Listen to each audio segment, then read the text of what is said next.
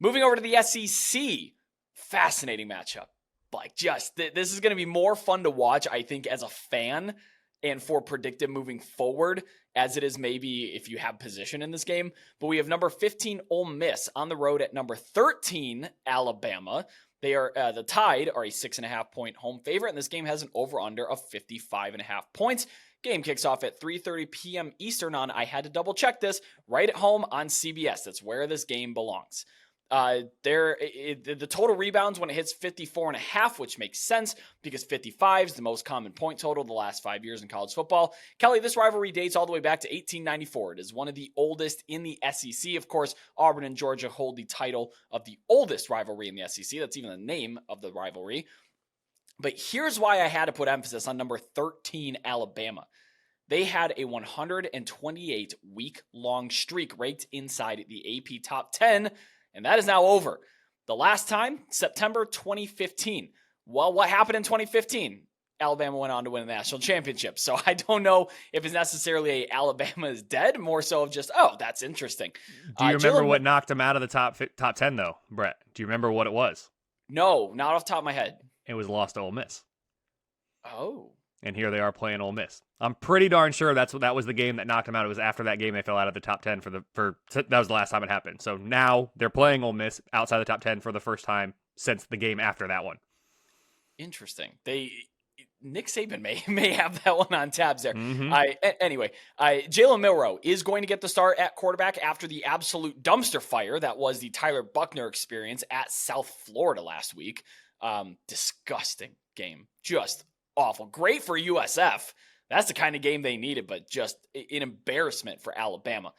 On the Ole Miss side, Zachary Franklin returned to practice, the wide receiver. He has not played yet this year. He's probably the best receiver on the roster. He's a transfer from UTSA. Big get if he suits up this Saturday. And then tight end from Memphis transfer, Caden Prescorn. He was the talk of the town during spring exhibition. He has also not yet played this year, but he is returning back from having foot surgery. And then Trey Harris, who missed last week, is also expected back. So Ole Miss is loading up in their skill positions. Jackson Dart, I've been a loud critic of his for the past couple of years, but you know what? I'm going to have a hat tip here. He's currently second in yards per attempt with 12.3 on the season. Very explosive offense. Jalen Milroe across the field. He's third in average depth of target with 14.4 yards per attempt, or per target, I should say, because he's not always completing those. So a lot of deep shots from both of these quarterbacks, and adding Zachary Franklin in the fold is going to help Jackson Dart quite a bit. Now, Ole Miss's secondary is pretty good, and Alabama's gave up some deep shots to Texas. So this may be the difference in the downfield passing game, which secondary shows up and plays better. Interesting, because I thought Alabama's have been really, really good. That's not that they're not, but Ole Miss has been playing a little bit better now. I do give the nod to Quinshon Judkins in the backfield, although Alabama's backfield is also really good. Jace McClellan has 20 missed tackles for so far. That's the sixth most nationally. But Ole Miss, offensively, they're just playing more with an identity. And I think Alabama's trying to find their identity right now. So it's a little bit of a crisis between these two teams. Big swing on either side. I'm excited to hear what your numbers think. Yeah, I have Alabama minus 5.5 with a 65% win expectancy. It must be said, though, this does not look like an Alabama team that we've seen for the past 15 years under Nick Saban. This is the worst Alabama team that we've had in my data set since 2010. I have Alabama power rated number 5. They're down 4 points from last week. It's the fourth biggest downgrade of the week, and they're down a touchdown from just 2 weeks ago when I had them actually number 1 in the entire country. We've had 3 different number 1s the last 3 weeks in my power ratings. Their offense is number 19. Their defense is number 8. Even still, there is not a single game the rest of the way in which my raw numbers make Alabama less than a field goal favorite. But the model is slow to react. I firmly believe Alabama is just an outlier right now. And they're an outlier in the negative direction, Brett. That's something I have never said before since I've started doing the power ratings. She's six years ago now, or whatever it's been. It's crazy. The model is trying to phase out preseason ratings faster than I'm comfortable with to get to where this Alabama team is actually performing on the field, because the difference between preseason input and on-field performance is pretty significant for Alabama right now. The offense has been stagnant. The quarterback play has not been good, especially when Bryce Young, Mac Jones, Jalen Hurts, Tua. That's your bar in recent years. And they are certainly not living up to that bar. They're really not getting all that close to it at the moment.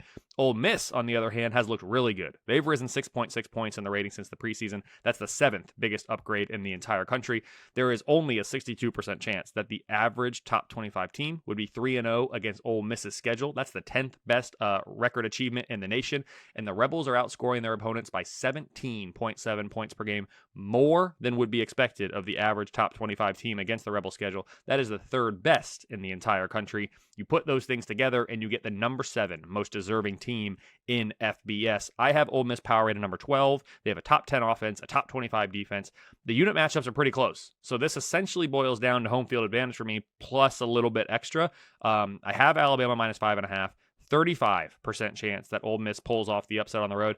I'll be honest, Brett, I'm a little bit surprised that Vegas has Alabama as a larger favorite than I do. When I made my number, I always look at mine first before the Vegas lines. When I made my number, actually, I make them before they come out, I guess, on Sundays. But when I'm looking at it and I see that, I'm like, wow, I fully expected the line to be closer than what it is, because I was expecting the public to be reacting even more strongly than my model to that performance that we saw at USF last year.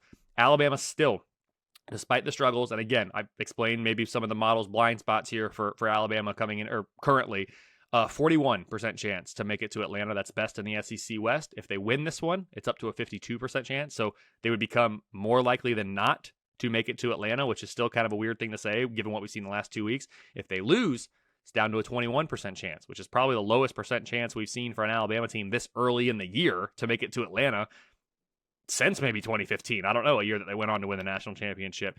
Ole Miss, 15% currently to make it to Atlanta, 32% with a win at more than doubles. If they lose, it is down to 6% because now you're a game behind Alabama, you've lost that tiebreaker, and you're not as highly power rated as Alabama. Yeah, I'm going to start getting into some bets here. I haven't thrown out a lot this episode, but I do have some swings on this one. And there's a lot of reasons to lean Ole Miss in this with the points. And maybe I even do if it hits above 7. I don't know if that will come back. But honestly, this game's in Tuscaloosa, and I have a lot of hesitancy with that. It's not easy to walk into that stadium and win, especially when you're a big-time opponent and a division rival. I do like the prospect of the over, given that both of the teams like to gun it downfield and both can allow deep shots. It depends how well the secondary is playing here. Here's the bet that I kind of like. I like over 27.5 points in the first half. It can be found at even money at DraftKings. Last I looked, not bad. I do like over 27.5. I think both of these teams are going to be out slinging it deep. Ole Miss is going to try to get the upper hand deep by trying to get the explosive plays. Look, if Lane Kiffin is right about there being a new defensive play caller at Alabama, the fact that I even noticed that is great. The fact that he released it to the public is less great. But if there is a new defensive play caller in Tuscaloosa, then they may need some time to adjust if he hasn't been the play caller all year. So first half, 27.5 points over. That's my play for this one.